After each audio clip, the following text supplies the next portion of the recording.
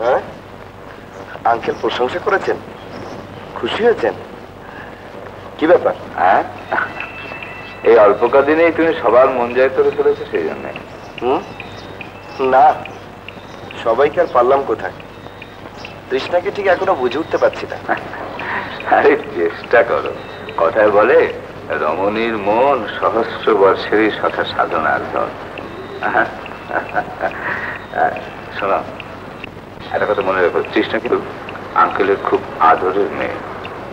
তার মন যদি না জয় করতে পারে তাহলে আঙ্কেল কিন্তু শক্ট হবে, আর তাতে করে তার অসুখটা আর বেড়ে যেতে পারে। ডোন্ট ফরগেট ইউর জব মাই বয়। আঙ্কেলকে খুশি রাখা তোমার কর্তব্য।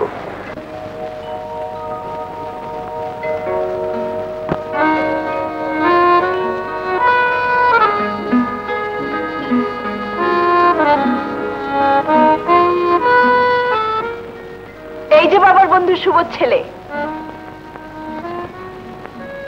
আপনাকে ডাকছেন। কে ডাকে?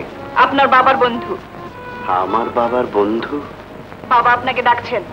ও তাই, বলুন কেন?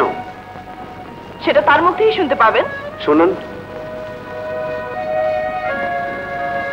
কদিন ধরে দেখছি আপনি আমাকে দেখলে মুখ ঘুরিয়ে চলে যান, কেন বলুন তো? নালিশ করবেন নাকি? নালিশ করব? কার কাছে?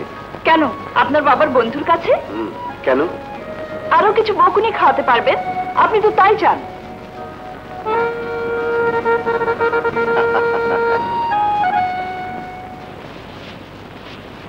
আঙ্কেল, এই যে এসে গেছো।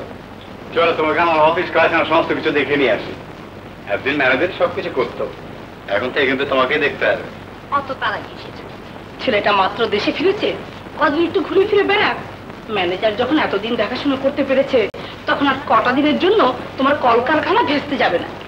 আপনার শরীর এখন কেমন আছে আঙ্কেল? ভালোই আছে, তবে যে শুনেছিলাম। ওর শরীরের ভাবনা তোমাকে ভাবতে হবে না।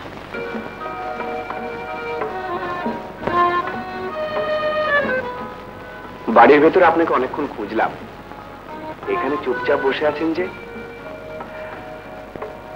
আমি বুঝতে পেরেছি প্রথম দিন থেকে আপনি আমার উপর রেগে আছেন। বুঝতে পেরেছেন? হ্যাঁ, কিন্তু আমার উপর রাগার কারণটা কি সেটা জানতে পারি কি? আপনার হয়ে বাবা আমাকে বকলেন, তাতে আমার অপরাধ? আপনার অপরাধ আমার হয়ে বাবাকে আপনি একটা কথা বলেননি। তার চেয়ে বড় কথা, আমি রাগ করেছি যেন আপনার এতটুকু করুণা হয়নি। সে কিরকম? তাহলে এতদিনে অন্তত একবার সান্ত্বনা দিতে চেষ্টা করতেন। ও এই কথা? আপনি তো সাংঘাতিক মেয়ে, এই সামান্য ব্যাপার নিয়ে। কি এটা সামান্য ব্যাপার হলো? না না, খুব অসামান্য ব্যাপার। কবার মাপ চাইলে আপনি ক্ষমা করতে পারবেন। প্রথমে জুতো মেরে তারপর গরু দান। কি বললেন? এখানে আসতে আপনাকে কে বলেছে? আন্টি পাঠিয়েছেন। মা পাঠালেন তবে আপনি এলেন? হ্যাঁ। এ কথা আপনি বলতে পারলেন? কেন পারবো না? ইস, লজ্জা হলো না আপনার? কিসের লজ্জা? আচ্ছা, সত্যি আপনি বিলেতে ছিলেন? এ প্রশ্ন কেন? আমার সন্দেহ আছে। কিরকম? শুনেছি বিলেতে যারা লেখাপড়া করে তারা ভদ্র হয়, কিন্তু আপনি যে এত অভদ্র তা আমার জানা ছিল না।